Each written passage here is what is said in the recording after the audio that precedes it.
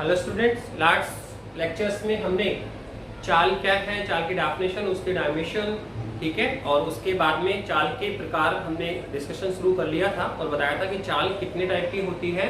तो 4 प्रकार की होती है। एक होती है समान चाल, एक होती है असमान चाल, फिर तीसरी क्या होगी औसत चाल, और चौथी क्या होगी तात्क्षणिक चाल। क्या होगी सर? तात्क्षणिक चाल होगी। तो सर हमने इसमें 2 टाइप की चाल हमने स्टडी कर ली थी। समान चाल किसे कहते हैं, असमान चाल किसे कहते हैं, और हमने बताया था कि समान समय अंतराल में वस्तु या व्यक्ति के द्वारा यदि तय की गई दूरियां क्या हो, समान हो, तो वस्तु या व्यक्ति की यह चाल क्या कहलाती है, समान चाल कहलाती है। और यदि तय की गई दूरियां अलग अलग हो तो वस्तु या व्यक्ति की यह चाल क्या कहलाती है सर, असमान चाल कहलाती है। हम इसके बारे में प्रीवियस लेक्चर में बात कर चुके हैं, लास्ट लेक्चर में बात की थी। अब हम थर्ड टाइप पे आ रहे हैं सर, औसत चाल किसे कहते हैं। औसत चाल हम किसे कहते हैं, तो बहुत सिंपल सा है सर, एवरेज चाल की हम कहाँ बात करते हैं। अब हम बात कर रहे हैं औसत चाल की। औसत एक होगी आपकी तात्क्षणिक चाल। तात्क्षणिक चाल तो क्या है औसत चाल और क्या है सर तात्क्षणिक चाल। तो औसत का मतलब सर हम एवरेज निकालेंगे कि औसतन इस चाल से कोई ट्रैवलिंग हुई है। और तात्क्षणिक क्या है सर? सर इसमें हम कोई एवरेज आइडिया नहीं लगाते हैं। तात्क्षणिक किसी क्षण की जो चाल होती है, इसके डेफिनेशन तो इसके नाम में इन्वॉल्व है और इसके डेफिनेशन भी इसके नाम में इन्वॉल्व है। यहाँ एवरेज लेना पड़ता है, एवरेज स्पीड निकालते हैं, औसतन आकलन करते हैं कि औसतन स्पीड से ट्रैवलिंग हुई। और यहाँ पे सर किसी क्षण की चाल देखते हैं, तो वो हो गया सर तात्क्षणिक। तात्क्षणिक क्या होगा, किसी क्षण पर वस्तु या व्यक्ति की जो चाल होगी सर वो होगी तात्क्षणिक चाल, और हम एवरेज जो निकालेंगे सर वो होगी औसत चाल। तो देखो दोनों में कैसे हम स्टडी करेंगे।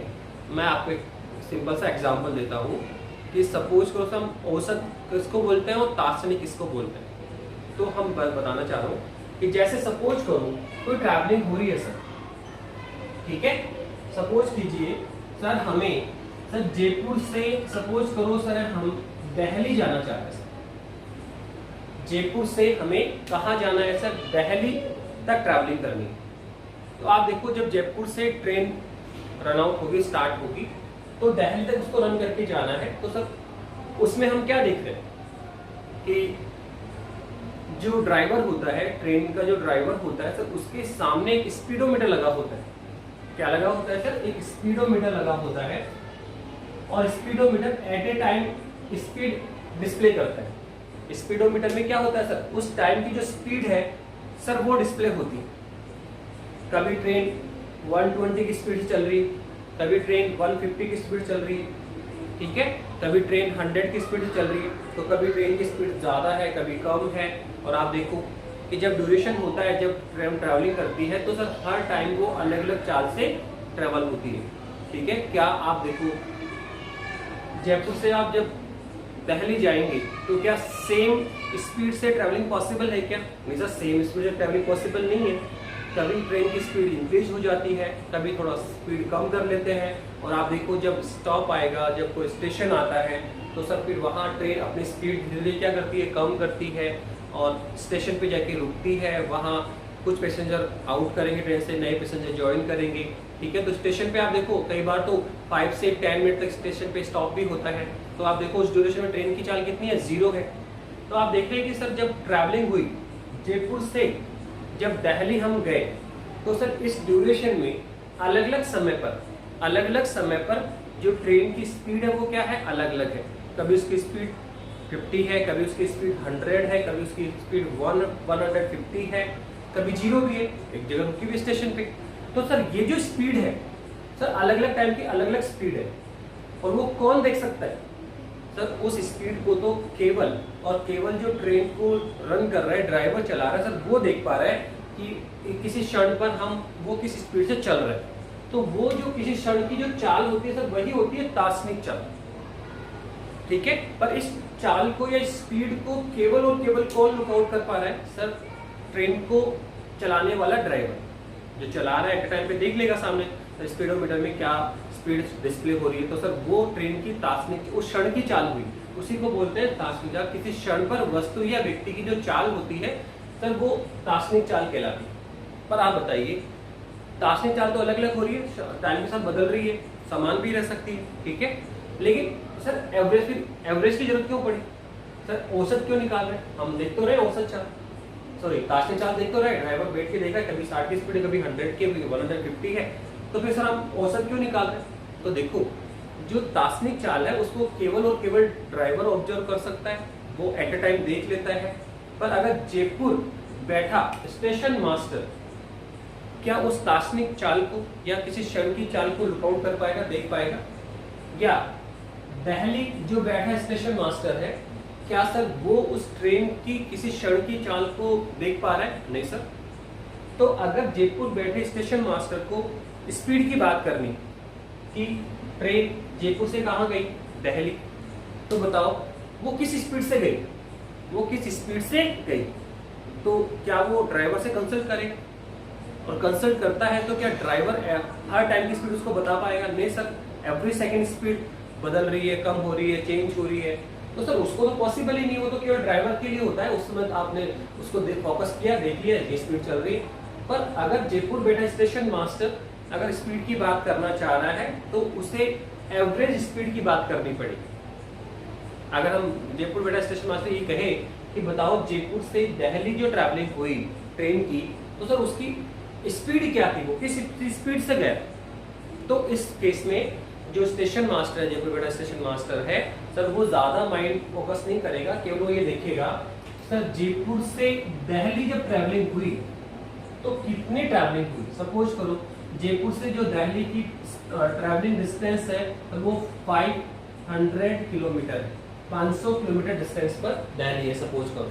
तो आप बताओ टोटल डिस्टेंस कितनी है जयपुर से दिल्ली की? Sir 500 kilometre. तो ट्रेन कितना गई? 500 किलोमीटर गई। फिर सेकंड वो ये देखेगा स्टेशन मास्टर कि सर टोटल कितना टाइम उसको लगा। तो टोटल वो जयपुर से कहाँ गया? दिल्ली, कितना टाइम लगा सर? सपोज करो मॉर्निंग 9 AM उसने ट्रैवलिंग शुरू की, सुबह मॉर्निंग 9 बजे ट्रैवलिंग शुरू हुई और नाइट में 9 PM वो वहां पे पहुंच जाए, ठीक है। सुबह 9 बजे स्टार्ट किया उसने और नाइट में वो कहाँ पहुंच गए सर? 9 PM पे कहाँ पहुंच गए सर? दिल्ली पहुंच गए। तो टोटल ट्रैवलिंग ड्यूरेशन कितना हुआ? या सपोज करो 7 PM पे पहुंच गए, कितना पहुंच गए सर? 7 बजे ही पहुंच गए। तो बताओ 9 AM पे शुरू हुआ और 7 PM पे वो वहां पे पहुंच गई है, तो बताओ टोटल ट्रैवलिंग टाइम कितना हुआ? टोटल ट्रैवलिंग टाइम कितना हुआ? तो सर यहाँ से अगर यहाँ तक हम देखेंगे तो 10 आवर उसको लगे, 10 आवर उसको लगे। तो बस जयपुर बैठा स्टेशन मास्टर केवल यही लुकआउट करेगा कि जयपुर से दिल्ली जाने में टोटल ट्रैवलिंग कितनी हुई, टोटल डिस्टेंस कितनी हुई? सर 500 मीटर गए। सर टोटल टाइम कितना लगा? 10 आवर। तो फिर वो औसतन बात करता है कि टोटल कितना चलना पड़ा? 500 मीटर। कितना टाइम लग रहा है? 10 आवर। तो जो औसत चाल होगी, जो औसत चाल होगी सर वो होगी कुल दूरी अपॉन कुल समय, कुल समय। वस्तु या व्यक्ति के द्वारा, वस्तु या व्यक्ति के द्वारा जो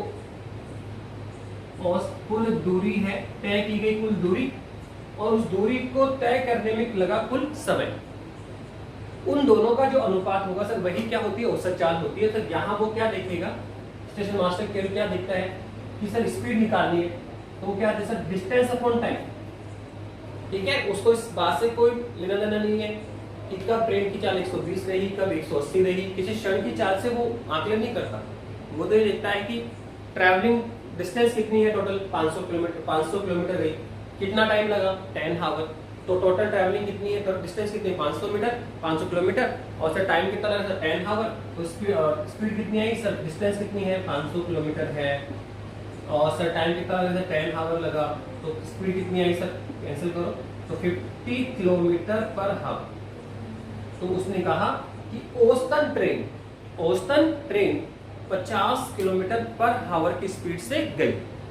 ये है इसकी एवरेज स्पीड। पर आप बताओ, आप क्या ऑलवेज का मतलब इसका मीनिंग ये नहीं है कि वो ऑलवेज 50 की स्पीड चल रही है।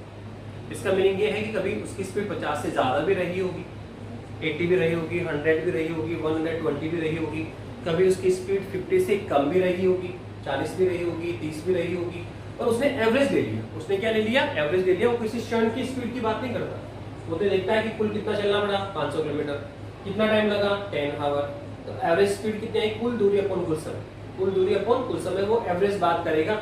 उसको ड्राइवर से कंसल्ट करने की आवश्यकता नहीं है कि ट्रेन की स्पीड कब क्या थी, किस स्पीड से आप गए, ठीक है। वो तो दार्शनिक चाल होती है जिसको केवल और केवल कौन दे सकता है? ड्राइवर दे सकता है। तो वो दार्शनिक चाल होती है। पर जयपुर बैठा स्टेशन मास्टर को अगर स्पीड निकालनी ट्रेन की, या दिल्ली बैठे स्टेशन मास्टर को स्पीड निकालनी है, तो सर वो दोनों एक ही मीनिंग पे काम करते हैं। ये दिल्ली जो बैठा स्टेशन मास्टर वो भी क्या देखेगा? कुल कितना चल के आई, 500 किलोमीटर, कितना टाइम लगा, 10 आवर। तो एवरेज स्पीड बात करें, कुल ट्रैवलिंग अपॉन कुल टाइम, तो 500 बटे 10 आवर, तो कितना होगा? 50 kilometre. Average 50 kilometre per hour की स्पीड से ट्रेन यहाँ पर पहुंची है। पर इसका मतलब नहीं कि उसकी स्पीड 50 है, कभी 50 से ज्यादा भी रही होगी, कभी 50 से कम भी रही होगी। लेकिन ऐसे केस में हम किसकी बात कर लेते हैं? एवरेज की बात कर लेते हैं। जब हम दार्शनिक चाल को नहीं ऑब्जर्व कर पा रहे तो हम फिर एवरेज स्पीड लिखते हैं कि टोटल कितना ट्रैवलिंग हुआ, उसमें कितना टाइम लगा, तो total travelling upon total time. तो क्या निकलती है? इस औसत चाल निकलती है। तो औसत चाल हमेशा क्या होती है सर? औसत चाल की डेफिनेशन क्या हुई सर? वस्तु या व्यक्ति के द्वारा, वस्तु या व्यक्ति के द्वारा तय की गई कुल दूरी, वस्तु या व्यक्ति के द्वारा तय की गई कुल दूरी तथा उस दूरी को तय करने में लगे समय का अनुपात। क्या कहा? औसत चाल कौन है? किसी वस्तु या व्यक्ति के द्वारा तय की गई कुल दूरी तथा उस दूरी को तय करने में लगे समय का अनुपात क्या कहलाता है सर? औसत चाल कहलाता है। क्या कहलाता है? औसत चाल कहलाता है। अगर हम औसत चाल की डेफिनेशन देंगे, ठीक है, तो बहुत सिंपल सी परिभाषा होगी कि औसत चाल क्या है। तो औसत चाल हम लिखे, सूत्र लिखे इसका, तो हम लिखेंगे वस्तु या व्यक्ति के द्वारा तय की गई कुल दूरी तथा उस दूरी को तय करने में लगा कुल समय। तो सिंपल लिख देते हैं कुल दूरी और कुल समय, कुल दूरी और कुल समय का जो अनुपात होता है सर वही औसत चाल कहलाती है। वस्तु या व्यक्ति के द्वारा, वस्तु या व्यक्ति के द्वारा तय की गई कुल दूरी तथा उस दूरी को तय करने में लगे समय का जो अनुपात होता है वो वस्तु की औसत चाल कहलाती है, एवरेज स्पीड कहलाती है। अब हम इसका फॉर्मूला बनाएं तो सपोज करो सर ये है वस्तु, आपकी ये वस्तु यहाँ पर है, ठीक है। सपोज करो प्रारंभ में इसकी पोजीशन कितनी है सर? x1 है। प्रारंभ में इसकी स्थिति कहाँ है? x1 पोजीशन पर है। और सर यहाँ टाइम कितना है? t1 है। यहाँ टाइम कितना है? t1 है।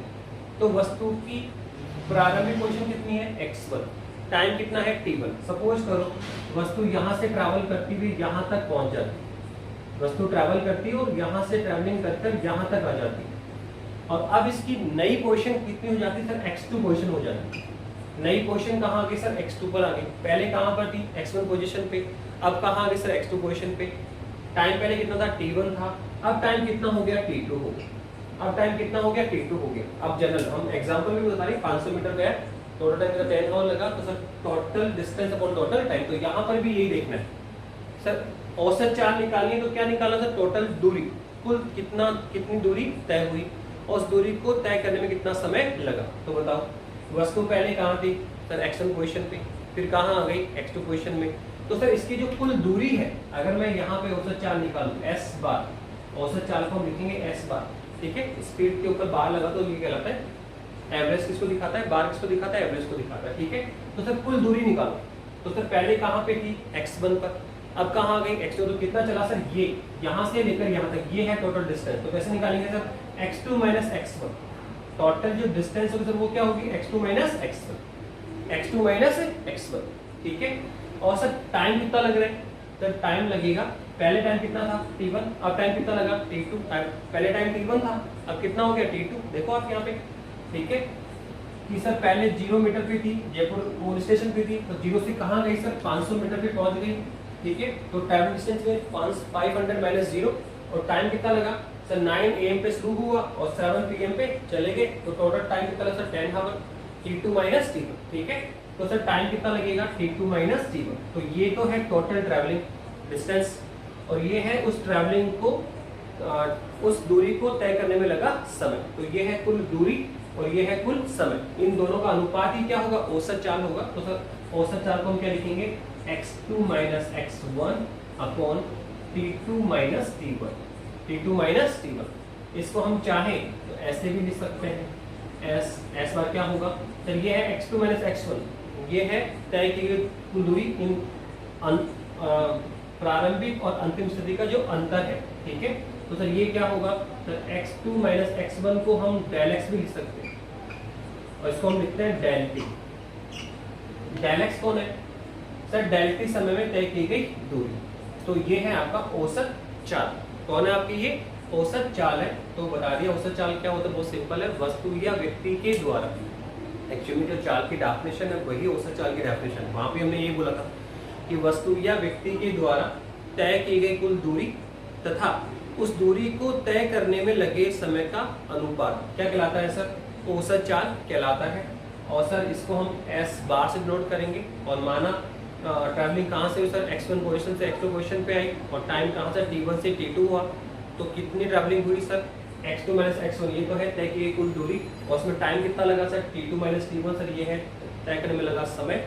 तो कुल दूरी अपॉन कुल समय, सर यही कौन है, औसत चाल होगा। इसको हम del x upon del t से भी डिनोट करते हैं। तो सर ये थी आपकी औसत चाल।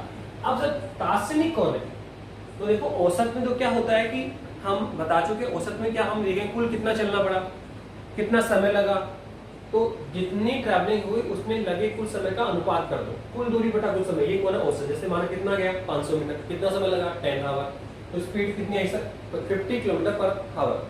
ये सर औसत स्पीड है। क्या ये किसी क्षण की स्पीड है क्या, नहीं सर। दार्शनिक स्पीड है क्या, नहीं सर।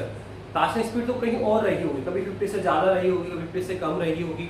तो दार्शनिक कौन है, जो स्पीडोमीटर में हम लुकआउट करते हैं। जो अपन बाइक चलाते हो तो बाइक में एक स्पीडोमीटर होता है, तो स्पीडोमीटर में आप देखो जो सुई है वो ऑल टाइम किसी ना किसी स्पीड को इंडिकेट करे। कभी जो सुई है वो 50 पे हो, कभी 70 पे होगी, कभी 80 पे होगी, कब कम होकर 10 पे भी हो सकती है। तो एट ए टाइम जो जिस स्पीड से गाड़ी की जो स्पीड है तो वो इसको इंडिकेट करता है। तो स्पीडोमीटर में जो चाल आप लुकआउट करते हैं सर वो एवरेज चाल नहीं है, वो उस क्षण की चाल, उस क्षण उस समय उस गाड़ी की चाल क्या है सर, वो होती है। तो स्पीडोमीटर में जो चाल होती है सर वो होती है दार्शनिक चाल। एवरेज चाल में तो क्या होता है, हमें वेट करना पड़ता है कि शाम 9 बजे ट्रेन शुरू हुई और हम शाम के 7 बजे उसकी एवरेज स्पीड निकाल पा रहे हैं कि कितना टाइम लग रहा है, कितनी दूरी गई वो। तो इसमें हमें टाइम इंटरवल होता है, कुछ समय बाद में हमें पता पड़ेगा कि उसकी स्पीड क्या थी, किस स्पीड से वो गई। पर दार्शनिक में हमें समय अंतराल की आवश्यकता नहीं है, उस क्षण की चाल उसी समय हम देख लेते हैं कि अभी हम गाड़ी रन कर रहे हैं तो उस समय उसकी स्पीड क्या है, स्पीडोमीटर में आप सामने देख लो। तो सर वो उस समय जो स्पीड डिस्प्ले होगी स्पीडोमीटर में सर वो उस क्षण की चाल होगी, इसी को हम बोलते हैं दार्शनिक चाल। किसी क्षण पर वस्तु या व्यक्ति की जो चाल होती है, किसी क्षण पर जो वस्तु या व्यक्ति की जो चाल होती है सर वो कहलाती है दार्शनिक चाल। तो ये आपकी कौन सी प्रकार की चाल है सर, चौथा 4 टाइप ऑफ स्पीड है। कौन है सर, ये 4 टाइप ऑफ स्पीड है जिसे हम बोलते हैं दार्शनिक चाल। और डेफिनेशन क्या है सर, बहुत सिंपल है, किसी क्षण पर वस्तु या व्यक्ति की चाल। किसी क्षण पर वस्तु या व्यक्ति की जो चाल होती है सर वो कहलाती है दार्शनिक चाल। अब सर इसका फॉर्मूला बनाए तो सर दार्शनिक चाल में और औसत चाल में क्या अंतर देखा आपने। जो हमने औसत चाल बनाई sir direct upon del t, कुल दूरी अपॉन कुल समय। ये औसत है, वस्तु या व्यक्ति के द्वारा तय की गई कुल दूरी तथा उस दूरी को तय करने में लगे समय का जो अनुपात है सर वही क्या कहलाती है सर, औसत चाल कहलाती है। वही क्या कहलाती है सर, औसत चाल कहलाती है। ठीक है, तो सर फिर दार्शनिक पे आने के लिए क्या करना पड़ेगा, तो मैंने बताया था सर औसत चाल निकालने के लिए हमें टाइम इंटरवल लेना पड़ता है। अभी ट्रेन कितने बजे गई सर, सुबह मॉर्निंग 9 बजे शुरू हुई और शाम को 7 बजे पहुंची, तो 10 घंटे बाद हम उसकी एवरेज स्पीड निकालें। 10 घंटे तक हमें इंतजार करना पड़ा। जबकि दार्शनिक चाल में हमें जो टाइम इंटरवल है सर उसको लेने की आवश्यकता नहीं है। टाइम इंटरवल की वैल्यू कितनी होती है, 0। उस क्षण की चाल उसी समय देख रहे हैं, 10 घंटे बाद थोड़ी देख रहे हैं। और एवरेज में क्या देखा, सुबह 9 बजे ट्रेन गई और शाम को 7 बजे पहुंच रही, तो 10 घंटे बाद जयपुर बैठा स्टेशन मास्टर उस स्पीड को कैलकुलेट कर पा रहे हैं कि 50 की स्पीड से गई या 60 की स्पीड से गई, कुल दूरी अपन कुल समय। समझ में आ रहा है, 10 घंटे बाद वो एवरेज का आकलन कर रहे हैं। लेकिन दार्शनिक में हम क्या 10 घंटे वेट करेंगे? नहीं सर, उस क्षण की चाल उसी समय देखते हैं। तो दार्शनिक में t2 माइनस t1 जो टाइम इंटरवल वो कितना होता है? 0 होता है। तो कुल मिला के अगर हम औसत चाल में जो time interval t2 minus t1 है, जो टाइम इंटरवल डेल्टी है, उस डेल्टी को क्या बना दो सर? 0 बना दो। अगर हम टाइम इंटरवल को 0 ले लें, एवरेज में जो हम टाइम इंटरवल लेते हैं सर उसको हम क्या बनाते हैं? 0 बना दें, तो सर वो जो औसत चाल है सर वही क्या बन जाएगी? तात्क्षणिक बन जाएगी। वही क्या बन जाएगी? तात्क्षणिक बन जाएगी। तो एवरेज स्पीड में, औसत चाल में हम टाइम ड्यूरेशन लेते हैं, कुछ समय पश्चात हम उसकी स्पीड कैलकुलेट करते हैं, जबकि तात्क्षणिक में हमें टाइम इंटरवल लेने की आवश्यकता नहीं है। तो उसका टाइम इंटरवल किसको देंगे? 0 बना दो। औसत में जो टाइम इंटरवल हम ले रहे हैं, डेल्टी ले रहे हैं, अगर हम उसको 0 की तरफ ट्रेस कर दें, उसको हम 0 की ओर बनाए, 0 बना दें, तो जो औसत चाल है सर वही किस में कन्वर्ट हो जाएगी? तात्क्षणिक चाल में कन्वर्ट हो जाएगी। तो तात्क्षणिक चाल की डेफिनेशन तो बहुत सिंपल है, किसी क्षण पर वस्तु या व्यक्ति की जो चाल होती है सर वो उसकी तात्क्षणिक चाल कहलाती है। डेफिनेशन भी आप लिखें, किसी क्षण पर वस्तु या व्यक्ति की जो चाल है सर वो क्या कहलाती? तात्क्षणिक चाल कहलाती है। और क्या करना है सर? कुछ नहीं बताया आपने सर। ये कौन है? Del x upon del t. कौन है सर? ये del x upon del t है। ठीक है, तो डेल एक्स कौन है सर? तो कुल दूरी, और डेल टी कौन है? कुल समय। तो देखो जब तक कुल दूरी अपन कुल समय है तो ये किसको दिखाएगा? औसत को। किसको दिखाएगा? औसत को। पर क्या बताया कि सर औसत में अगर हम डेल टी को क्या बना देंगे? 0। औसत में जो टाइम जो क्या बना दो? 0 बना दो। किसी क्षण की चाल उसी क्षण पे देख लो। तो अगर हम लिमिट लगा दें, क्या लगा दें सर? अगर हम लिमिट लगा दें यहाँ पे, limit of del tends to 0, ये जो टाइम इंटरवल डेल टी, अगर हम उसको हम 0 बना दें, इसको 0 की ओर ट्रेस करें, तो जो ये औसत है सर वो अब किसमें बन गया? तात्क्षणिक में। तो ये कहलाती है तात्क्षणिक चाल एस, और ये है एस बार, ये है औसत चाल। चाल तो ये भी है, ये भी चाल है, पर ये है औसत, एवरेज स्पीड है। इसमें हम औसत निकाल, कुल दूरी और कुल समय निकाल रहे हैं। ठीक है, जबकि यहाँ पे हम किसी क्षण की चाल देखते हैं, किसी क्षण पर जो चाल है वो है तात्क्षणिक चाल। तो कुछ नहीं करना, जो औसत है उसमें जो टाइम अंतराल है उसको क्या बना दो? 0। तो सर ये जो औसत चाल है सर वो तात्क्षणिक चाल में कन्वर्ट हो जाती है। तो तात्क्षणिक चाल कितनी आएगी सर? लिमिट लगाते ध्यान रखना, ये जो डेल है सर वो डी में कन्वर्ट हो जाता है। जैसे ही लिमिट लगाओगे डेल टेंड्स टू 0, तो सर ये जो डेल है सर वो डी में कन्वर्ट हो जाएगा, और हम इसको लिखेंगे dx अपॉन dt। क्या बताया? तो इसको हमने लिखा dx अपॉन dt। तो ये जो s है सर वो है आपकी तात्क्षणिक चाल। इस s को हम क्या बोलते हैं? तात्क्षणिक चाल। और यही हम फॉर्मूला बार बार यूज करते हैं, स्पीड में, चाल में, वेग में। क्या था आपने कि सर ये कौन है? विस्थापन। अगर हम वेग की बात करें तो ये कौन है? विस्थापन। विस्थापन में परिवर्तन की दर कौन है? वेग। विस्थापन के देखो जो स्पीड है सर वही वेग होता है, बस यहाँ पे दूरी लेंगे और वेग लेंगे तो उसमें क्या आ जाएगा? विस्थापन आ जाएगा। तो बोलता है विस्थापन में परिवर्तन की दर क्या कहलाता है? वेग कहलाता है। तो देखो ये हमने किया है, विस्थापन का क्या करें? डिफरेंशियल, अवकलन, किसके सापेक्ष? समय के सापेक्ष। तो क्या आता है? वेग। क्या आता है? वेग। तो ये हम तात्क्षणिक होता है वो हमने लिखा ना, v बराबर क्या लिखा था? dx upon dt। हम याद करो हमने यूज किया, अवकलन में किया हमने कि dx में dt। विस्थापन में परिवर्तन की दर क्या कहलाता है? वेग। या विस्थापन का हम क्या करें? अवकलन, किसके सापेक्ष? t के सापेक्ष। तो क्या आएगा? वेग आएगा। क्या आएगा आपका? वेग आएगा। क्या आएगा आपका? वेग आ जाएगा। ठीक है, समझ में आ रहा है? तो इस तरह से हम, ये कौन सा होता है एक्चुअली में? तात्क्षणिक वेग होता है। क्या होता है ये? तात्क्षणिक, एवरेज नहीं होता बेटा। जो हम फॉर्मूले से हमने लिया, हमने इसकी ये विस्थापन है, फिर वेलोसिटी क्या होता है? dx by dt होती है, फिर एक्सेलरेशन क्या होता है? dv अपॉन dt होता है। तो सबके सब कौन है? तात्क्षणिक है। ये विस्थापन, ये तात्क्षणिक वेग और ये तात्क्षणिक त्वरण। तो जहां जहां d लगा होगा तो सबके सब कौन है? तात्क्षणिक है, और जहां डेल लगा होगा वो कौन है? औसत है, एवरेज है। ठीक है, तो इसको ध्यान रखना, इसमें अंदर रखना कि औसत चालक निकालेंगे तो हम डेल का यूज करेंगे, और औसत से तात्क्षणिक में आना तो बहुत सिंपल सा है कि जो टाइम इंटरवल है उसको क्या बना दो? 0। तो हम किस में आ जाएंगे? तात्क्षणिक में। तो ये हमने चाल के चारों प्रकार कर लिए, समान चाल और असमान चाल। समान चाल और असमान बहुत सिंपल है, समान समय अंतराल में तय की गई दूरियां अगर क्या हो? समान हो, तो वस्तु या व्यक्ति की वह चाल समान कहलाएगी, और यदि तय की गई दूरियां अलग अलग हो तो वह चाल क्या कहलाएगी? असमान चाल कहलाएगी। औसत और तात्क्षणिक में क्या है? औसत तो सिंपल है, एवरेज बात करते हैं, कुल कितना चलना पड़ा, कुल कितना टाइम लगा, कुल दूरी और कुल समय का जो अनुपात है वही औसत होता है। ठीक है, लेकिन अगर उस औसत चाल में जो टाइम इंटरवल है उसको क्या बना दो? 0, तो वो क्या बन जाएगा? तात्क्षणिक। अर्थात किसी क्षण की जो चाल होगी सर वो क्या होती है? तात्क्षणिक होती है, और उसमें हमें कुछ नहीं करना, औसत जो हमने बनाया उसी को डेल ड्यू क्या बना दो, लिमिट लगा दो, 0 बना दो, तो वो किस में कन्वर्ट होगा, डी में कन्वर्ट हो जाएगा। और औसत किस में कन्वर्ट हो जाएगा, तास्किक में। किस में कन्वर्ट होगा, तास्किक में। इस प्रकार से हमने किया चाल और चाल के प्रकार। किसकी बात कर ली सर, चाल और चाल के प्रकार की बात कर ली। अब हम किसकी बात करना चाह रहे हैं, अब सर हम बात करना चाहते हैं वेग की। किसकी बात करना चाह रहे हैं सर, वेग किसे कहेंगे, वेग क्या है सर, वेग कितने प्रकार का होगा, वेग किसे कहते हैं, वेग कितने प्रकार का होगा। ठीक है, तो हम नेक्स्ट वेग की बात करें। देखो वेग क्या है,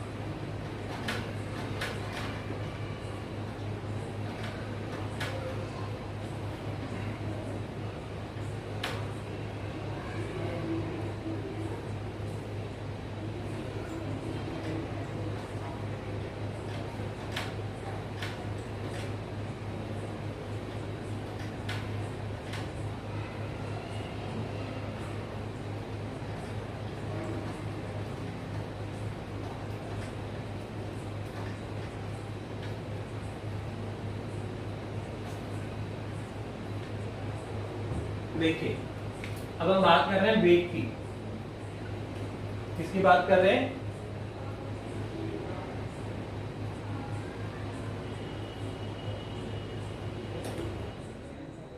वेलोसिटी की बात कर रहे हैं, वेग की बात कर रहे हैं। तो क्या है वेग, क्या है वेलोसिटी। तो देखो अगर वेलोसिटी, हमने अभी स्पीड की बात की, तो स्पीड क्या है, स्पीड की डायमेंशन, स्पीड स्केलर क्वांटिटीज है, स्पीड के प्रकार, समान चाल, असमान चाल, औसत चाल, तात्क्षणिक चाल। तो वेग की अगर हम बात करें तो वेग जो चाल है सर, उसी को हम स्पीड या वेग में कन्वर्ट कर सकते हैं। हम क्या कर सकते हैं, जो चाल का जो डेफिनेशन है या जो चाल की टाइप है उसमें थोड़ा सा चेंज करेंगे तो सर वो वेग में कन्वर्ट हो जाएगा। किस में कन्वर्ट हो जाएगा, वेग में। सबसे पहले अगर हम बात करें सर वेग की डेफिनेशन, तो हम बता चुके हैं पहले भी आपको कि सर वेग में क्या होता है कि सर चाल हमने अभी भी की, सर चाल की बात करो, सर चाल में हमने क्या लिखा सर, दूरी अपॉन समय। ठीक है, तो वेग में क्या रिप्लेसमेंट देना है सर, चाल में हम दूरी की बात करते हैं और अगर आप वेग लेंगे तो उस दूरी को सर विस्थापन से रिप्लेस कर दीजिए। दूरी को किससे रिप्लेस करो, विस्थापन से। तो डिवाइड में तो समय रहेगा, डिवाइड में तो यहां पर भी कौन है, समय, और सर यहां पर भी कौन है, समय। ठीक है, बस आपको यही देखना है कि चाल में हम क्या कैलकुलेट करेंगे, दूरी। और जब वेग आप कैलकुलेट कर रहे हो, वेग को फाइंड आउट करना चाह रहे हैं, तो सर वहां हमें किसको मेजरमेंट करना पड़ेगा, विस्थापन का। मतलब दूरी का हम रिप्लेसमेंट किससे करेंगे, विस्थापन से।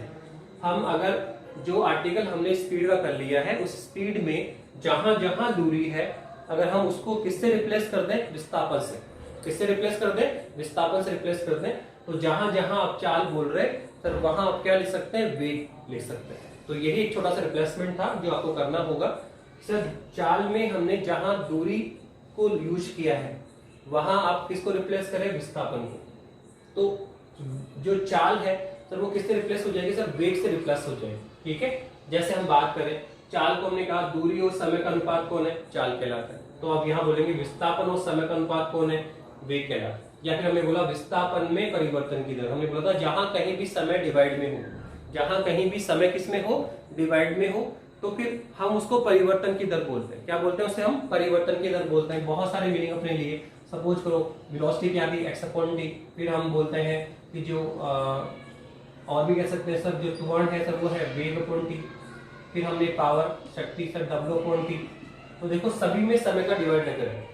ठीक है, यह है विस्थापन में परिवर्तन की दर, वेग। यह है वेग में परिवर्तन की दर, त्वरण। यह है सर कार्य में परिवर्तन की दर या कार्य करने की दर कौन है, शक्ति, पावर। तो आप देखो जहां कहीं भी समय डिवाइड में आता है उसको बोलते हैं परिवर्तन की दर। क्या बोलते हैं, परिवर्तन की दर बोलते हैं। तो वेग की दो डेफिनेशन होगी, या तो बोलो कुल विस्थापन तथा कुल समय का अनुपात वस्तु या व्यक्ति के द्वारा तय किया गया कुल विस्थापन तथा उस विस्थापन को तय करने में लगे समय का अनुपात क्या कहलाता है? वेग कहलाता है। पर हम शॉर्टकट ही बोलते हैं, हम बोलते हैं विस्थापन और समय का अनुपात वेग कहलाता है, या सिंपल बोल दो विस्थापन में परिवर्तन की दर। तो वेग की डेफिनेशन क्या हुई सर? बहुत सिंपल सा है, हम बोलेंगे विस्थापन में परिवर्तन की दर। विस्थापन में परिवर्तन की दर वेग कहलाता है, वेग कहलाता है। विस्थापन में परिवर्तन की दर वेग कहलाता है, या सिंपल बोलो किसी वस्तु या व्यक्ति के द्वारा तय किया गया कुल विस्थापन तथा उस विस्थापन को तय करने में लगे समय का अनुपात उस वस्तु या व्यक्ति का वेग कहलाता है। तो आप देखो चाल की अगर हम डेफिनेशन देखें और वेग की अगर हम डेफिनेशन देखें तो दोनों में क्या अंतर कर रहे हैं सर? कुछ नहीं, वही डेफिनेशन बोल रहे हैं। वहां बोलते थे वस्तु या व्यक्ति के द्वारा, वस्तु या व्यक्ति के द्वारा तय की गई कुल दूरी तथा उस दूरी को तय करने में लगे समय का अनुपात वस्तु या व्यक्ति की चाल कहलाती है। अब यहाँ क्या बोल रहे हैं? वस्तु या व्यक्ति के द्वारा तय किया गया विस्थापन तथा उस विस्थापन को तय करने में लगे समय का जो अनुपात होता है वस्तु या व्यक्ति का वेग कहलाता है। तो आपने केवल एक छोटा सा रिप्लेसमेंट दिया, जहां हम दूरी बोल रहे हैं वहां हम किसको रिप्लेस कर रहे हैं? विस्थापन को। तो जहां दूरी है वहां पे आप क्या करते हैं? विस्थापन विस्थापन। तो जहां चाल है वहां पर क्या हो जाएगा? वेग। तो कुल मिला के हम चाल के पूरे टॉपिक को जो हमने लास्ट लेक्चर में स्टडी किया, अभी भी हमने कर रहे हैं औसत चाल की, फिर तात्क्षणिक चाल की, तो सब में एक ही रिप्लेसमेंट देना है कि जहां जहां दूरी है वहां आप किसको रिप्लेस कर दें? सर विस्थापन को रिप्लेस कर देंगे। तो सर हम किस पे आ जाएंगे? सर वेग में ट्रांसफर हो जाएंगे। तो सबसे पहले हम वेग की डेफिनेशन क्या हुई सर? विस्थापन में परिवर्तन की दर वेग कहलाता है। सर वेग का फॉर्मूला क्या हुआ सर? वेग का formula sir x upon T, ये रहा। जहां v कौन है सर? v है वस्तु या व्यक्ति का वेग। कौन है सर? सर ये है वस्तु का वेग। सर x कौन है सर? वस्तु का विस्थापन, वस्तु का विस्थापन। और t कौन है सर? समय। t कौन है? समय। तो सबसे पहले डेफिनेशन विस्थापन में परिवर्तन की दर क्या कहलाता है? वेग कहलाता है। सर इसका फॉर्मूला क्या हुआ सर? x upon T. अब सर हम इसका डायमेंशन बना सकते हैं, क्या बना सकते हैं सर? विमा। तो विमा बनाइए सर, क्या होगी विमा सर? बनाइएगा। वेलोसिटी क्या होता है? x अपॉन टी होता है। वेलोसिटी क्या होता है? x अपॉन टी होता है। तो सर x कौन है? विस्थापन। तो विस्थापन कौन होगा सर? L1। विस्थापन कौन होगा? L1। डिस्टेंस अपॉन t कौन है? टाइम। तो ये क्या होगा? T1। तो क्या dimension sir? L1 t minus 1, और या फिर लिख दो उसको m0 L1 t माइनस 1। तो ये हमने इसकी डायमेंशन भी फाइंड आउट कर ली। ओके, तो डेफिनेशन विस्थापन में परिवर्तन की दर वेग कहलाता है, फॉर्मूला x अपॉन टी, और सर डायमेंशन कितना है sir? m0 L1 t minus 1। Final में आप देखो सर जो वेलोसिटी है सर वो वेक्टर क्वांटिटी है या स्केलर क्वांटिटी है? अदिश राशि है या सदिश राशि है? तो उसके लिए बता दिया कि आप फॉर्मूले पे जाके चेक कर लो, फॉर्मूले पे जाके चेक करो कि अगर लेफ्ट हैंड साइड में डायरेक्शन है तो राइट हैंड साइड में डायरेक्शन होगी, और लेफ्ट हैंड साइड में डायरेक्शन नहीं है तो राइट हैंड साइड में डायरेक्शन नहीं होगी। तो आप देखो, माना कि समय में कोई दिशा नहीं, माना कि समय में कोई दिशा नहीं है, ठीक है, तो समय में कोई डायरेक्शन नहीं है, ठीक है, लेकिन आप देखो यहाँ पे कौन है? विस्थापन। यहाँ कौन आपका? विस्थापन है। समय में कोई दिशा नहीं है लेकिन विस्थापन में तो डायरेक्शन है। हम जानते हैं विस्थापन कौन है? सदिश। हम पहले बता चुके आपको कि सर एक कौन है? दूरी, और एक कौन है? विस्थापन। आप देखो समय में कोई दिशा नहीं है दोनों जगह, पर दूरी कौन है? अदिश। तो समय कौन है? अदिश। दूरी भी कौन है? अदिश। चाल कौन है? अदिश है। यहाँ पाओ समय तो अदिश यहाँ पर भी है, यहाँ पर भी था, लेकिन यहाँ विस्थापन, और विस्थापन क्या होती है सर? सदिश राशि। तो पहले बता चुके हैं कि दूरी कौन है? अदिश, और विस्थापन कौन है? सदिश। तो दूरी अदिश ले, इसलिए चाल भी क्या हुआ? अदिश हुआ। लेकिन विस्थापन क्या है सर? विस्थापन तो सदिश राशि है, और विस्थापन सदिश है तो वेग भी क्या होगा? सदिश राशि होगी। तो हम बोलेंगे कि जो वेलोसिटी है सर वो वेक्टर क्वांटिटी होती है, सदिश राशि होती है। तो यहाँ तक क्लियर है? विस्थापन में परिवर्तन की दर वेग कहलाता है, या वस्तु या व्यक्ति के द्वारा तय किया गया कुल विस्थापन तथा उस विस्थापन को तय करने में लगे समय का अनुपात क्या कहलाता है? वेग कहलाता है। सर फॉर्मूला विस्थापन upon time v by x upon t, that's the dimension m0 L1 t minus 1। और लास्ट में बोला कि सर ये जो वेग है सर वो कौन है? सर वेक्टर क्वांटिटी है। क्या है सर? वेक्टर क्वांटिटी है। अब सर वेग के प्रकार, सर वेग कितने प्रकार का होता है? तो जैसे चाल कितने टाइप की थी सर? 4 टाइप की। समान चाल, असमान चाल, समान चाल, असमान चाल, और एक कौन है? औसत चाल, और एक लास्ट में कौन सा? तात्क्षणिक चाल। तो चाल चार प्रकार की थी, समान चाल, असमान चाल, औसत चाल और तासनिक चाल। तो वैसे ही वेग भी कितने टाइप का है, चार टाइप का है। नंबर 1 वही बोलना पड़ेगा, सबसे पहले बोलेंगे समान वेग, ठीक है। दूसरा कौन है, तब असमान वेग। तीसरा कौन है सर, तीसरा है औसत वेग। तीसरा कौन है, औसत वेग है। और चौथा कौन है सर, तात्क्षणिक वेग। ठीक है, कितने टाइप का वेग हुआ सर, चार प्रकार का। जैसे चाल कितने प्रकार से, चार प्रकार की थी, समान चाल, असमान चाल, औसत चाल, तासनिक चाल। तो सर वैसे ही वेग कितने प्रकार का, चार प्रकार का, समान वेग होगा, असमान वेग होगा, औसत वेग होगा और तासनिक वेग होगा। अब आप देखो, चाल की हम डेफिनेशन बना चुके हैं सारी कंप्लीट। उसमें हमें क्या करना है, चाल से सर हमें कहाँ आना है, वेग पर आना है। तो सर उसमें केवल और केवल डेफिनेशन जो हमने चाल में मेंटेन की, उसमें जहां जहां हमने दूरी राइट डाउन करा है, उस दूरी को आप विस्थापन से रिप्लेस कर दें। क्या कर दें, विस्थापन से रिप्लेस कर दें, तो फिर वो वेग की डेफिनेशन हो जाए। जैसे हमारे पास क्या था सर, समान चाल। दूसरा क्या था, असमान चाल। थर्ड क्या था, औसत चाल। और फोर्थ क्या था, तात्क्षणिक चाल। ये था आपका। अब एक बार इन पे फोकस करो सर, क्या था, क्या डेफिनेशन थी सर, बहुत सिंपल है, समान, असमान, औसत और तासनिक। सर समान चाल और असमान चाल में तो आपने डेफिनेशन बोली थी कि समान समय अंतराल में। अब वापस से जाके एक बार रिवाइज करेंगे चाल को, तो डेफिनेशन क्लियर होगी चारों आपकी। उसी से हम इसको मेंटेन करना चाह रहे हैं, दोबारा नहीं कराना चाह रहे हैं, आप रिप्लेसमेंट दे दें। हमने डेफिनेशन दी थी वहां पे कि समान समय अंतराल में, समान समय अंतराल में वस्तु या व्यक्ति के द्वारा, वस्तु या व्यक्ति के द्वारा यदि तय की गई दूरियां क्या हो, समान हो, तो वस्तु या व्यक्ति की यह चाल क्या कहलाती है, समान चाल कहलाती। क्या कहलाती है, समान चाल कहलाती। और यदि समान समय अंतराल में तय की गई दूरियां क्या है, अलग अलग है या असमान है, तो वस्तु या व्यक्ति की यह जो चाल है सर, वो असमान चाल कहलाती।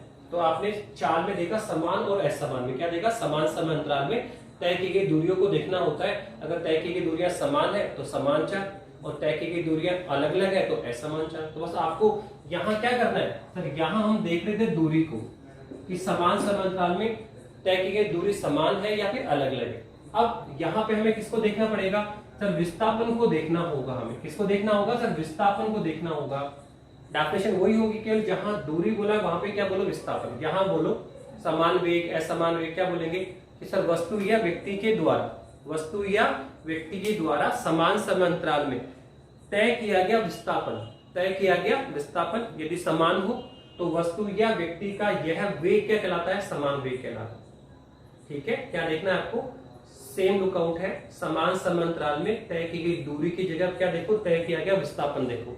समान समय अंतराल में तय किया गया विस्थापन अगर समान है तो वेग क्या होगा, समान होगा। और समान समय अंतराल में तय किया गया विस्थापन अगर क्या है, अलग अलग है, असमान है, तो वस्तु या व्यक्ति का वह वेग क्या होगा, असमान वेग होगा। ठीक है, तो डेफिनेशन आप खुद मॉडिफाई करेंगे। ठीक है, मीनिंग्स वहां पे हम क्या लिखते हैं, एस लिखते हैं, वहां पे क्या लिखा, एस बराबर क्या, डी अपॉन टी लिखा। तो एस कौन है, स्पीड, और डी कौन है, डिस्टेंस। अब आप क्या लिख रहे हैं, एक्स कौन है, डिस्प्लेसमेंट, विस्थापन, एक्स विस्थापन है, और वी कौन है, वेलोसिटी। तो मीनिंग ध्यान रखना, वहां स्पीड एस होता है, डिस्टेंस कौन है, टी है, टाइम कौन है, तो डिस्टेंस कौन है, डी है, और टाइम कौन है, टी। बस यहाँ डिस्टेंस को किससे रिप्लेस किया हमने, डिस्प्लेसमेंट से, विस्थापन से। तो स्पीड किससे रिप्लेस हो गई, वेग से। ठीक है, तो लिखने के तरीके हो गए समान और परिवर्तन, समझ में आ गई। सिंपल है, समान वेग और असमान वेग, बहुत सिंपल है। किसी वस्तु या व्यक्ति के द्वारा समान समय अंतराल में तय किया गया विस्थापन यदि समान हो, तो वस्तु या व्यक्ति का यह वेग समान वेग कहलाता है। और यदि समान समय अंतराल में तय किया गया विस्थापन असमान हो, अलग अलग हो, तो वस्तु या व्यक्ति का यह वेग क्या कहलाता है, असमान वेग कहलाता है। फिर इसके बाद में सर कौन है, औसत वेग है, फिर कौन है, तात्क्षणिक वेग है। तो अब करना जा रहे हैं सर, फर्स्ट दो हो गया, आप कन्वर्ट कर लेना। अब सेकंड, थर्ड एंड फोर्थ बताता हूं मैं। देखो थर्ड एंड फोर्थ करनी क्या है, इसकी बात करें थर्ड एंड फोर्थ की क्या है, तो थर्ड एंड फोर्थ को करिए।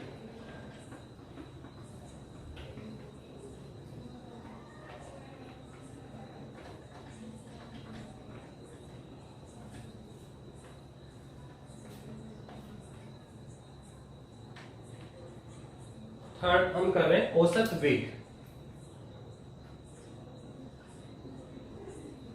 औसत वेग की बात करो तो देखो औसत वेग, वहां हमने औसत चाल पे फोकस करो क्या था, तात्क्षणिक चाल पे क्या है फोकस करो, तो वहां पे दूरी दूरी दूरी बोल रहे हैं और यहाँ पे विस्थापन विस्थापन विस्थापन कन्वर्ट करो, तो यहाँ चाल चाल चाल को क्या कन्वर्ट हो जाएगा, वेग वेग वेग। दूरी को किससे रिप्लेसमेंट देना है, विस्थापन से, तो चाल किससे रिप्लेस हो जाएगी, वेग से। तो इसकी परिभाषा बोलो सर, समान समांतराल में तय की दूरियां समान हो समान चाल, अलग अलग हो तो असमान चाल। यहाँ क्या बोला, समान समांतराल में तय किया गया विस्थापन समान तो समान वेग, और तय किया गया विस्थापन अलग अलग है तो असमान वेग हो गया। अब देखो यहाँ क्या बोलते हैं, कुल दूरी तथा औसत चाल क्या है, किसी वस्तु या व्यक्ति के द्वारा तय की गई कुल दूरी तथा उस दूरी को तय करने में लगे समय का अनुपात क्या है, औसत चाल कहलाता है। अब आपको यहाँ पे क्या करना है सर, दूरी को विस्थापन में रिप्लेस करना है, तो हम बोलेंगे औसत वेग क्या होगा, किसी वस्तु या व्यक्ति के द्वारा, किसी वस्तु या व्यक्ति के द्वारा तय किया गया कुल विस्थापन, तय किया गया कुल विस्थापन तथा उस विस्थापन को तय करने में लगे समय का अनुपात, फिर क्या कहलाता, औसत वेग कहलाता। तो देखो कुछ नहीं किया हमने, जहां दूरी है वहां पे क्या बोला, विस्थापन, जहां दूरी है वहां पे क्या बोला, विस्थापन, जहां दूरी है वहां पे क्या बोला, विस्थापन। तो जो स्पीड है, जो चाल है, उसकी जगह क्या रिप्लेसमेंट होगा, वेग। तो समझ में आया, औसत वेग कौन है, किसी वस्तु या व्यक्ति के द्वारा तय किया गया कुल विस्थापन तथा उस विस्थापन को तय करने में लगे समय का अनुपात क्या कहलाता है, औसत वेग कहलाता है। फॉर एग्जांपल, ये आपकी वस्तु है, ठीक है, माना प्रारंभ में टाइम t1 पर इसका विस्थापन कितना x1 है, फिर कुछ समय बाद में वस्तु यहां पर ट्रैवलिंग करके आ जाती है, अब टाइम कितना हो गया, t2 हो गया, अब इसका विस्थापन कितना है, पोजीशन कितनी हो गई, x2। तो विस्थापन निकालेंगे, चाल में क्या निकालते हैं, दूरी, और यहाँ क्या निकालेंगे, विस्थापन। अब दूरी और विस्थापन कैसे निकालते हैं वो हम पहले बता चुके हैं कि दूरी निकालते समय हम ये देख कुल कितना चलना पड़ा, और विस्थापन निकालते समय कैसे निकालते हैं, वस्तु प्रारंभ में का है और वस्तु अंत में का है, उन दोनों का डिफरेंस, उन दोनों का अंतर, वो क्या होता है, विस्थापन होता है। ठीक है, तो विस्थापन और दूरी निकालना हम आपको पहले बता चुके हैं, इसलिए आपको केवल और केवल ये ध्यान रखना है कि जब चाल की बात कर रहे हैं तो हमें दूरी फाइंड आउट करनी पड़ेगी, ठीक है, ट्रैवलिंग की ड्यूरेशन में। और जब वेग की बात करोगे प्रोसेस तो वही होगा, लेकिन अब आप यहाँ पे क्या निकालेंगे, विस्थापन निकाल, तो विस्थापन निकालिए आप यहाँ पे। तो हम औसत अगर वेग लिखेंगे, अगर औसत वेग लिखें तो सर क्या लिखना पड़ेगा, सर यहाँ लिखना पड़ेगा कुल विस्थापन तथा नीचे लिखेंगे कुल समय, क्या लिखेंगे, कुल समय लिखेंगे, कुल विस्थापन और कुल समय लिखेंगे। तो सर कुल विस्थापन कितना हो, तो पहले कहां पे था, x1 पोजीशन में, फिर कहां आ गया, x2 पोजीशन में आ गया। तो आप बताओ विस्थापन क्या होता है, वस्तु की प्रारंभिक स्थिति और वस्तु की अंतिम स्थिति का जो अंतर है सर वो क्या करता है, विस्थापन कहलाता है। तो सर विस्थापन कितना हुआ इसका, तो विस्थापन हुआ x2 माइनस x1। अब नीचे कौन है सर, इस विस्थापन को तय करने में कितना समय लगा, तो पहले कहां पे था, t1 पोजीशन में था, फिर कहां आ गया सर, t2 पोजीशन में आ गया। तो सर कितना टाइम लगा सर, वो लगा t2 माइनस t1। तो सर यही कौन है, औसत वेग, v बार, यही कौन है आपका, v बार आ गया। ओके, तो यही औसत है, वस्तु या व्यक्ति के द्वारा तय किया गया कुल विस्थापन तथा उस विस्थापन को तय करने में लगे समय का अनुपात क्या कहलाता है, सर औसत वेग कहलाता है। अब हम चाहें तो सर इसको डेल से रिप्रेजेंट करते हैं, तो v बार बराबर क्या लिखेंगे सर, ये आ जाएगा del x upon del v, del x upon del v। तो देखो अभी तक हमने वेग को चाल को किस में कन्वर्ट किया, वेग में, क्या कर लिया, समान वेग कर लिया, असमान वेग कर लिया, औसत वेग कर लिया। क्या कोई दिक्कत आई, सर कुछ नहीं करना, जहां जहां हम दूरी बोल रहे हैं सर वहां वहां आपने क्या कर दिया सर, विस्थापन को रिप्लेस करा दिया। समान समांतराल में तय किया गया विस्थापन अगर समान हो तो समान वेग, तय किया गया विस्थापन अलग अलग हो तो असमान वेग, और कुल विस्थापन तथा कुल समय का अनुपात क्या कहलाता है, औसत वेग कहलाता है। ठीक है ना सर, तात्क्षणिक वेग क्या है, तो सोचो तात्क्षणिक चाल क्या था सर, बहुत सिंपल है, ये तो एवरेज चाल होती है, ये कुल समय कुल दूरी और कुल समय का अनुपात, वो तो एवरेज होता है। तात्क्षणिक होता है किसी क्षण की चाल, किसी क्षण पर वस्तु या व्यक्ति की जो चाल होती है वो तात्क्षणिक चाल कहलाती है। तो ऐसे यहाँ भी बोलेंगे, वेग में क्या है, किसी क्षण पर वस्तु या व्यक्ति का जो वेग होता है सर वो क्या होता है, तात्क्षणिक वेग होता है। तो ये आपका फोर्थ नंबर हो गया, कौन सा हो गया आपका, फोर्थ नंबर हुआ। फोर्थ नंबर में हम क्या देखेंगे सर, तात्क्षणिक वेग क्या है। ठीक है, फोर्थ नंबर में क्या है सर, फोर्थ नंबर है आपका तात्क्षणिक वेग, डिनोटेड बाय v, और ये denoted by v bar, average पे हमेशा बार लगाया जाएगा। तो बार किसको दिखाता है? एवरेज को डिनोट करेगा। तो जब भी एवरेज या बार हो तो फिर आपको कुल विस्थापन कुल समय की बात करनी है, ठीक है। ताश टेक्निक में हम एवरेज नहीं निकालेंगे, किसी क्षण का वेग देखेंगे। तो किसी क्षण पर वस्तु या व्यक्ति का जो वेग होता है सर वही तात्क्षणिक वेग कहलाता है। सर इसका फॉर्मूला कैसे निकालें? तो मैंने बता दिया अभी आपको कि सर औसत से ही तात्क्षणिक फाइंड आउट किया जाता है कि जो औसत चाल थी उससे हमने क्या निकाला था? तात्क्षणिक चाल। कैसे सर? सर बताया था आपने कि जो टाइम इंटरवल है डेल टू से उसको क्या बना दो? जीरो। कि जो एवरेज में जो टाइम इंटरवल है डेल टू टी2 माइनस टी1 डेल टी है उसको क्या बना दो? जीरो बना दो। तो हम तात्क्षणिक पे आ जाएंगे। तो सिंपल है सर, हमारे पास एवरेज क्या था? सर ये डेल एक्स कुल विस्थापन और कुल समय का अनुपात। सर ये कौन है? सर अभी तो ये औसत वेग है। सर क्या है? औसत वेग है। इस औसत में क्या लगा दो सर? Del t. जो टाइम इंटरवल को क्या बनाओ? जीरो। लिमिट बना दो। तो लिमिट क्या लगाएंगे सर आप? सर लिमिट आप डेल टेंस टू जीरो कर दीजिए। तो यदि हम लिमिट जीरो कर देंगे तो उस केस में ये जो वेलोसिटी है औसत है सर वो तात्क्षणिक वेग में कन्वर्ट हो जाएगा। तो v इक्विवेलेंट क्या आ जाएगा सर? बताया था आपने कि जैसे हम लिमिट लगाते हैं ये आपका तात्क्षणिक वेग हो गया। जब तक विदाउट लिमिट है तो औसत होता है। जैसे डेल टी को जीरो बनाएंगे तो अब ये तात्क्षणिक हो गया। किसी क्षण पर वस्तु या व्यक्ति का जो वेग होता है वो तात्क्षणिक कहलाता है। और औसत से ही तात्क्षणिक हम फाइंड आउट कर सकते हैं। लिमिट लगा दो तो क्या हो जाएगा? तात्क्षणिक हो जाएगा। और बताया था जैसे लिमिट आती है तो ये डेल किस में कन्वर्ट होता है? डी में। तो ये हो गया dx अपॉन dt। ये वो फॉर्मूला है जिसको हमने यूज किया। देखो ये रहा विस्थापन में परिवर्तन की दर। क्या क्या कहता है? विस्थापन का हम क्या करेंगे? अवकलन। विस्थापन का हम क्या करेंगे? अवकलन। किसके सापेक्ष? With respect to time. तो हमें क्या मिलने वाली है? वेलोसिटी। तो पहले हमने इसको समझाया नहीं था, पहले हम इसको यूज ही कर, जब हमने अवकलन और अवकलन के एप्लीकेशन किए थे तो हम वहां पे डायरेक्ट यूज कर रहे थे कि ये आपका कौन है? विस्थापन। फिर क्या आएगा? वेग। सर क्या किया था? विस्थापन का अवकलन करके निकालो। फिर क्या आता? सर वेग का क्या करो? अवकलन। तो क्या आएगा? त्वरण। तो देखो ये तात्क्षणिक त्वरण है। आगे चल के स्टडी करेंगे। ये कौन है आपका? तात्क्षणिक त्वरण। तो बताइए अब क्या विस्थापन समझ में आया? वस्तु की प्रारंभिक और अंतिम स्थिति का अंतर क्या कहलाता है? विस्थापन कहलाता है। फिर यहाँ क्या है सर? विस्थापन में परिवर्तन की दर कौन है? वेग। और सर वेग में परिवर्तन की दर कौन है? त्वरण। और ये दोनों ही कौन है सर? ये तात्क्षणिक वेग है और ये कौन है? तात्क्षणिक त्वरण है। ठीक है, यहां से बोलो विस्थापन का हम क्या करेंगे? अवकलन। किसके सापेक्ष? टाइम के रिस्पेक्ट। तो क्या आएगी? वेलोसिटी। सर ये सूत्र कहां से उठाया? तो एक्चुअली में किसका फॉर्मूला है? तात्क्षणिक वेग का। और सर ये कौन है? सर ये एवरेज है। एवरेज में तो क्या होता है? कुल दूरी, कुल विस्थापन, कुल समय। ठीक है, पर तात्क्षणिक क्या होता है? किसी क्षण का जो वेग होता है, किसी क्षण पर वेग कितना है वो होता है तात्क्षणिक। ठीक है, तो कुल विस्थापन तथा कुल समय का तो लास्ट के दोनों बता दिए आपको। ये वेग हमने चारों प्रकार कर लिए, समान वेग, असमान वेग और क्या था? तात्क्षणिक वेग और औसत वेग और तात्क्षणिक वेग। तो समान वेग तो कौन है? समान समय अंतराल में तय किया गया विस्थापन अगर समान है तो समान वेग होगा। तय किया गया विस्थापन अलग अलग है, असमान है तो असमान वेग होगा। फिर सर औसत वेग तो जानते हैं, कुल विस्थापन तथा उस विस्थापन को तय करने में लगे समय का अनुपात औसत वेग कहलाता है। और किसी क्षण पर जो वेग होता है वो तात्क्षणिक वेग कहलाता है। और औसत से ही हम तात्क्षणिक का फॉर्मूला बनाते हैं। क्या करना sir? Time interval del t को जीरो बना दो तो हम किस पे आ जाएंगे? तात्क्षणिक पे आ जाएंगे। तो इस तरह से हमने कंप्लीट किया आपके लिए। क्या क्या कर लिया सर? हमने वेग आपको पूरा फाइंड आउट कर लिया। क्या कर लिया सर? वेग हमने कंप्लीट फाइंड आउट कर लिया है। चाल पूरा कर लिया। चाल क्या है? चाल कितने प्रकार की है। फिर ऐसे वेग क्या है? वेग की डेफिनेशन क्या है? वेग का डायमेंशन बनाया, ये वेक्टर क्वांटिटीज होती है। और सर वेग भी 4 प्रकार का होता है। वेग भी सर कितना होता है? सर 4 प्रकार का होता है। तो देखो चाल और वेग हमने दोनों स्टडी कर ली। चाल और वेग हमने क्या किया सर? दोनों ही स्टडी कर लिए। अब हम बात किसकी करना चाह रहे हैं सर? चाल और वेग में हम कंपेरिजन करेंगे, तुलना करेंगे कि चाल और वेग में तुलना करो कि सर क्या क्या हम कंपेरिजन कर सकते हैं कि कौन स्केलर है, कौन वेक्टर है, कौन पॉजिटिव हो सकता है, कौन नेगेटिव हो सकता है। जैसे हमने दूरी और विस्थापन का हमने क्या किया था? अंतर तुलना की थी। दूरी और विस्थापन को हमने क्या तुलना करी थी क्या? तो वैसे ही हम वेग और जो चाल है सब उसका कंपेरिजन करेंगे। तो देखिए करें।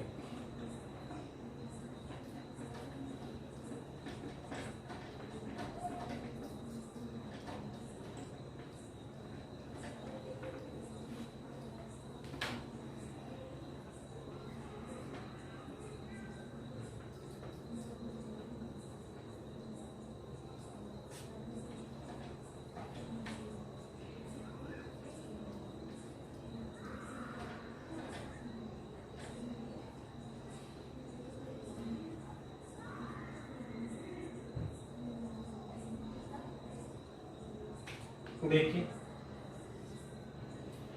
अगर अपन बात करें सर, हम दूरी व विस्थापन की तुलना कर चुके हैं।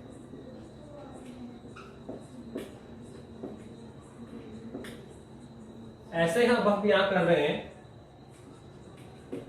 चाल व वेग की तुलना। ठीक है, दूरी और विस्थापन की तुलना हम कर चुके हैं। अब हम करना चाह रहे थे चाल और वेग की तुलना। तो दूरी में क्या देखा था आपने? नंबर 1 सर हम बोलेंगे दूरी, और ये कौन था? विस्थापन। कर लिया था सर अपन ने। क्या सर? दूरी एक अदिश राशि है, विस्थापन एक सदिश राशि है। पहला क्या लिया? फर्स्ट। सेकंड सर, जो दूरी है सर वो ऑलवेज पॉजिटिव होती है, बताया था आपको। जबकि विस्थापन जो होता है आपका, जो आपका विस्थापन है सर वो पॉजिटिव भी हो सकता है। ठीक है, क्या सर? धनात्मक भी हो सकता है, ऋणात्मक भी हो सकता है, धनात्मक भी हो सकता है, ऋणात्मक भी हो सकता है, और शून्य भी हो सकता है। शून्य भी हो सकता है। दूरी एक स्केलर क्वांटिटी होती है, ये वेक्टर क्वांटिटी होती है। दूरी की वैल्यू ऑलवेज पॉजिटिव होती है, ना तो ये जीरो होती है ना ये नेगेटिव होती है। जबकि विस्थापन की बात करें ऑलवेज पॉजिटिव भी, विस्थापन पॉजिटिव भी हो सकता है, नेगेटिव भी हो सकता है, शून्य भी हो सकता है। इसके बाद में थर्ड बताया था सर, दूरी ऑलवेज क्या होता है? सर दूरी ऑलवेज विस्थापन से क्या होती है? बड़ी या बराबर होता है। दूरी का मान ऑलवेज क्या होता है सर? विस्थापन से बड़ा या बराबर होगा। ठीक है, और फिर ये बताया था कि दूरी और विस्थापन को नीचे लिया हो एक बार आप, तो सर इसकी वैल्यू हमेशा एक से बड़ी या बराबर होगी। तो ये हमने कंपैरिजन किया कि दूरी अदिश है, ये सदिश है, दूरी ऑलवेज पॉजिटिव, ये नेगेटिव पॉजिटिव शून्य तीनों। और दूरी की वैल्यू विस्थापन से ऑलवेज क्या होता है? ग्रेटर या इक्वल होगा। और दूरी और विस्थापन का जो रेशियो ऑलवेज एक से ग्रेटर या इक्वलेंट होता है। तो अब आप यहां पर देखो आप कि अगर हम कंपैरिजन करें, क्या करें? कंपैरिजन करें, तो आप देखो यहां कौन है? चाल। चाल का फॉर्मूला क्या लिखा था? दूरी अपॉन समय। और सर वेग का फॉर्मूला क्या लिखा आपने? विस्थापन अपॉन समय। विस्थापन अपॉन समय। अब आप इसको देखो, सबसे पहले हम बात करें चाल की, तो हम बोलेंगे सर समय कौन है? अदिश। दूरी कौन है? अदिश। तो चाल एक कौन है सर? अदिश राशि। चाल एक कौन है सर? अदिश राशि। ओके, चाल एक कौन है सर? अदिश राशि है। इसके बाद पर आप यहाँ हो सर, माना समय में कोई दिशा नहीं, विस्थापन में तो दिशा है, तो विस्थापन सदिश, तो वेग भी क्या हो? सदिश। तो हम बोलेंगे सर वेग कौन है सर? सदिश राशि। वेग कौन है? सदिश। तो पहला कंपैरिजन यहीं से हो रहा है। दूरी कौन है? अदिश, इसलिए चाल भी क्या हुआ? अदिश। विस्थापन कौन है? सदिश, इसलिए वेग क्या है? सदिश। अब इसके बाद देखो, दूरी ऑलवेज क्या होता है? पॉजिटिव। दूरी ना तो नेगेटिव हो सकती है ना जीरो हो सकती है, ऑलवेज क्या होगी? पॉजिटिव। तो देखो यहाँ पे दूरी आ रहा है क्या? तो दूरी ऑलवेज क्या है? पॉजिटिव। ना नेगेटिव होती है ना ही जीरो होती है, तो दूरी ऑलवेज पॉजिटिव होती है। इसलिए हम सेकंड बोलेंगे कि जो चाल है सर उसका मान ऑलवेज क्या होगा? पॉजिटिव होगा। इसका मीनिंग क्या हुआ? चाल का मान, चाल ना तो कभी नेगेटिव हो सकती है ना कभी शून्य हो सकती है। जैसे दूरी स्केलर है तो चाल भी क्या है? स्केलर। दूरी ऑलवेज क्या है? पॉजिटिव, तो चाल भी ऑलवेज क्या होगी? पॉजिटिव। दूरी नेगेटिव और शून्य नहीं होती तो चाल भी नेगेटिव और शून्य नहीं होगी, तो अर्थात चाल ऑलवेज पॉजिटिव होती है। चाल की वैल्यू ना तो जीरो हो सकती है ना नेगेटिव हो सकती है। ऐसे ही बताओ, विस्थापन कौन है? सदिश। तो वेग भी कौन है? सदिश। फिर विस्थापन आप देखो क्या है सर? विस्थापन तो नेगेटिव भी हो सकता है, पॉजिटिव भी हो सकता है, शून्य भी हो सकता है। तो जब विस्थापन नेगेटिव होगा तो वेग भी क्या होगा? नेगेटिव। विस्थापन जब पॉजिटिव होगा तो वेग भी क्या होगा? नेगेटिव। विस्थापन जब शून्य होगा तो वेग भी क्या होगा? शून्य। तो कुल मिला के हम कह सकते हैं कि जिस प्रकार वेग नेगेटिव पॉजिटिव शून्य हो, सॉरी विस्थापन नेगेटिव पॉजिटिव शून्य हो सकता है, वैसे ही जो वेग है सर वो भी क्या हो सकता है सर? वो पॉजिटिव भी हो सकता है, धनात्मक भी हो सकता है सर, ऋणात्मक भी हो सकता है, ओके, और शून्य भी हो सकता है। तो वेग नेगेटिव भी हो सकता है, पॉजिटिव भी हो सकता है, शून्य भी हो सकता है। ओके, फिर लास्ट में हमने क्या बताया सर? यहाँ बताया कि दूरी की वैल्यू ऑलवेज विस्थापन से क्या है? बड़ा या बराबर। तो बताओ इसमें कौन है? दूरी, और इसमें कौन है? विस्थापन। दूरी किससे बड़ा? समय तो दोनों में इक्वल ले लो, ठीक है। तो दूरी ऑलवेज क्या है? बड़ी। तो किससे? विस्थापन से। तो इसका मीनिंग क्या हुआ कि चाल ऑलवेज क्या होगा? बड़ा या बराबर। चाल ऑलवेज क्या होगी? बड़ी या बराबर। तो किससे? वेग से। तो हम कह सकते हैं कि जो चाल की वैल्यू है वो ऑलवेज वेग से क्या होता है? बड़ा या बराबर होता है। चाल का जो मान है वो ऑलवेज वेग से ग्रेटर या इक्वलेंट होगा। तो देखो यहीं से उठा रहे हैं हम लोग, दूरी क्या है, स्केलर, तो चाल भी कौन है, स्केलर। दूरी क्या है, पॉजिटिव, तो चाल भी क्या है, पॉजिटिव। दूरी ऑलवेज विस्थापन से क्या है, ग्रेटर, तो चाल भी ऑलवेज वेग से क्या है, ग्रेटर। ठीक है, अब लास्ट में वेग को नीचे लियो तो हम बोलेंगे चाल अपॉन वेग का जो रेशियो है सदैव 1 से ग्रेटर या इक्विवेलेंट होता है। तो आप देखें कि सर हमें अलग से कोई डिफरेंस करने की जरूरत नहीं पड़ी। जिस स्टूडेंट्स को ये पता है कि दूरी और विस्थापन में क्या कंपेरिजन है, दूरी और विस्थापन में आप तुलना करना जानते हैं, तो हम चाल और वेग में आसानी से कर सकते हैं कि दूरी क्या है, अदिश, इसलिए चाल क्या है, अदिश। अब वहां पे कौन विस्थापन है, तो विस्थापन तो सदिश है, इसलिए वेग भी क्या हुआ, सदिश हुआ। फिर दूरी क्या है, ऑलवेज पॉजिटिव होती है, इसलिए चाल ऑलवेज क्या होगी, पॉजिटिव। जबकि विस्थापन तो क्या है, पॉजिटिव नेगेटिव शून्य, तो यहाँ विस्थापन आ रहा है, इसलिए वेग पॉजिटिव भी हो सकता है, नेगेटिव भी हो सकता है, शून्य भी हो सकता है। ठीक है, ऐसे फिर लास्ट में हमने दो चीज बता दिया। तो चाल कौन है, अदिश राशि, और ये कौन है, सदिश राशि है। चाल ऑलवेज पॉजिटिव होगी, जबकि वेग पॉजिटिव नेगेटिव शून्य तीनों हो सकता है। और ऑलवेज चाल की वैल्यू वेग से क्या है, बड़ी या बराबर होगी, क्योंकि चाल में कौन आ रही है, दूरी, और वेग में कौन आ रहा है, विस्थापन। और दूरी ऑलवेज क्या होता है, विस्थापन से बड़ा या बराबर होता है, इसलिए चाल ऑलवेज वेग से बड़ा या बराबर होगा। और हम कह सकते हैं चाल और वेग का जो अनुपात है वो सदैव 1 से ग्रेटर देन या क्या होगा, इक्विवेलेंट होगा। ग्रेटर देन या क्या होगा, इक्विवेलेंट होगा। एक लास्ट फाइनल बात हो रही है क्या, कि सब जैसे माना कि कोई सर्किल पर, चाल और वेग की बात और बता दूं, एक छोटा सा लास्ट डिफरेंस और है इसमें, कि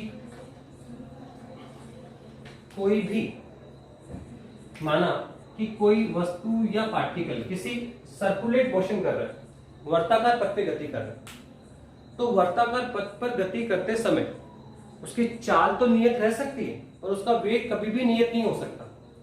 हम क्या कह रहे हैं कि सर एक वस्तु या व्यक्ति है, सर वो सर्कुलेट पथ पे मोशन कर रहा है, वर्ताकार पथ पे क्या कर रहा है, मोशन कर रहा है। तो वर्ताकार पथ पे मोशन करते समय, वर्ताकार पथ पे मोशन करते समय उसकी जो चाल है सर वो तो कांस्टेंट हो सकती है, वो तो समान हो सकती है, लेकिन वेग कभी भी समान नहीं हो सकता। जैसे आपने कहा चाल कितनी है सर, चाल जो स्पीड है सर वो 50 किलोमीटर पर हावर है। तो जो परिमाण है चाल और वेग का परिमाण तो सेम है। अगर चाल का परिमाण कितना है, 50 है, तो यहां सर वेलोसिटी का परिमाण भी कितना होगा, 50 किलोमीटर पर हावर होगा। लेकिन फिर भी हम कहेंगे स्पीड यहाँ पे कांस्टेंट है और वेग यहाँ पे क्या है, चेंजेबल। क्यों, क्योंकि सर इस सर्कुलेट मोशन में क्या हो रहा है सर, यहाँ स्पीड कितनी है 50, वेग भी कितना है 50, परिमाण सेम है। स्पीड और वेग का परिमाण यहाँ पे 50 और यहाँ भी 50। लेकिन आप देखो जब व्यक्ति या वस्तु या व्यक्ति सर्कुलेट पथ पे गति करेगा तो सर उसकी डायरेक्शन कंटिन्यू चेंज होगी। देखो सर यहाँ पे इसकी दिशा निकालो इधर, फिर पार्टिकल यहाँ आ गया सर, अब यहाँ उसकी वेग की दिशा निकालो सर इधर, फिर पार्टिकल यहाँ आ गया सर, यहाँ पे वेग की दिशा सर इधर आ गया। तो आप देख रहे हैं कि सर जैसे जैसे पार्टिकल मूव करता है तो जो सर वेग की डायरेक्शन है सर, वेग हमेशा स्पर्श रेखा की दिशा में होगा। उस बिंदु पे टेंजेंट खींच दो, वो वेग की दिशा को दिखाएगा। तो सर इस बिंदु पे वेग इस दिशा में, इस बिंदु वेग इधर हो गया, इस बिंदु वेग इधर हो गया। तो आप देखो सर्कुलेट पथ पे कंटिन्यूअस वेग की डायरेक्शन बदल रही है। वेग की क्या बदल रही है सर, दिशा कंटिन्यूअस बदल रही है। तो सर इसमें वेग का परिमाण तो नियत है, चाल कितनी है 50, तो वेग का परिमाण कितना 50 होगा। ठीक है, वेग का परिमाण तो नियत है, पर वेग की दिशा लगातार क्या हो रही है, बदल रही है। और हम बता चुके हैं कि वेग कौन है, सदिश है। तो सदिश में तो क्या होगा, परिमाण भी होता है प्लस दिशा भी होती है। सदिश में परिमाण और दिशा दोनों है। तो माना कि इसमें परिमाण कांस्टेंट है, 50 है, 50 50 50, लेकिन इसलिए चाल तो कांस्टेंट हो गया, क्योंकि चाल में केवल क्या होगा, परिमाण होगा, दिशा तो होती ही नहीं, चाल स्केलर है। लेकिन वेग तो वेक्टर है, इसमें परिमाण के साथ दिशा भी कैलकुलेट करो तो परिमाण तो कांस्टेंट है, पर सर्कुलेट पथ पे क्या हो रहा है कि सर वस्तु या वेग की डायरेक्शन लगातार क्या हो रही है, चेंज हो रही है। और जब डायरेक्शन चेंज होगी तो वेग चेंज होगा। तो सर्कुलेट पथ पर चाल आपकी नियत हो सकती है, लेकिन वेग नियत नहीं होगा। वेग कंटिन्यूअसली क्या हो रहा है, परिवर्तित हो रहा है। किसके कारण sir, due to direction change. Due to direction change, always इसकी डायरेक्शन लगातार चेंज हो रही है, इसलिए वेग क्या होगा, चेंज होगा। वेग का परिमाण कांस्टेंट है, पर डायरेक्शन चेंज होने के कारण इस वेग रिजल्टेंट वेग क्या बोलेंगे सर, परिमाणी होगा, परिवर्तित होगा। क्या होगा, तो ध्यान ये भी ध्यान रखना कि सर्कुलेट पथ पर, वर्ताकार पथ पर हम बात करें तो जो चाल है सर वो तो नियत हो सकती है, लेकिन वेग नियत नहीं हो सकता। वेग क्यों चेंज हो रहा है, सर दिशा चेंज होने के साथ वेग के मान में चेंजेबल आएगा, वेग चेंज होगा। तो चाल नियत है लेकिन वेग परिवर्ती है। तो ये केस भी हो सकता है कि बहुत सारे ऐसे एग्जांपल होंगे जहां चाल को आप कांस्टेंट बोल रहे हो लेकिन वहां वेग कांस्टेंट नहीं होगा। वेग क्या करेगा, वेरी करेगा, चेंजेबल होगा। किस कारण, डायरेक्शन के कारण। तो ये भी इसमें डिफरेंस है। तो बता दिया, ये हमने चाल और वेग की तुलना की। चाल एक क्या है, अदिश राशि है, वेग क्या है, सदिश राशि है। चाल ऑलवेज क्या होता है, पॉजिटिव होता है, पर वेग नेगेटिव, पॉजिटिव, शून्य तीनों हो सकता है। चाल की वैल्यू वेग से हमेशा ग्रेटर या इक्विवेलेंट होती है, और चाल और वेग का जो रेशियो ऑलवेज एक से क्या होगा, बड़ा या बराबर होगा। और लास्ट बता दिया कि बहुत सारे केस में आपको ऐसा मिलेगा कि जहां चाल तो नियत होगी लेकिन वेग का मान ऑलवेज निरंतर क्या होगा, चेंज होता रहेगा। फॉर एग्जांपल सर्कुलर पाथ पे मोशन, सर्कुलर पाथ पे अगर मोशन हो रही है तो उसकी चाल नियत है पर उसका वेग नियत नहीं कह सकते, क्योंकि माना वेग का परिमाण कांस्टेंट है लेकिन डायरेक्शन तो कंटीन्यूअस चेंज हो रही है, इसलिए वेग क्या होगा, रिजल्टेंट वेग क्या होगा, चेंजेबल होगा। तो ये हमने बता दिया वेग और चाल में अंतर। तो कंप्लीट इस लेक्चर में हमने चाल की बात कर ली, चाल क्या है, चाल के प्रकार, फिर वेग क्या है, वेग के प्रकार, और लास्ट में दोनों में कंपैरिजन भी किया हमने। ठीक है, अब नेक्स्ट आर्टिकल में हम करेंगे चाल और वेग के कुछ स्पेशल रिजल्ट निकालेंगे और कुछ न्यूमेरिकल्स करेंगे। ओके बेटा, थैंक यू।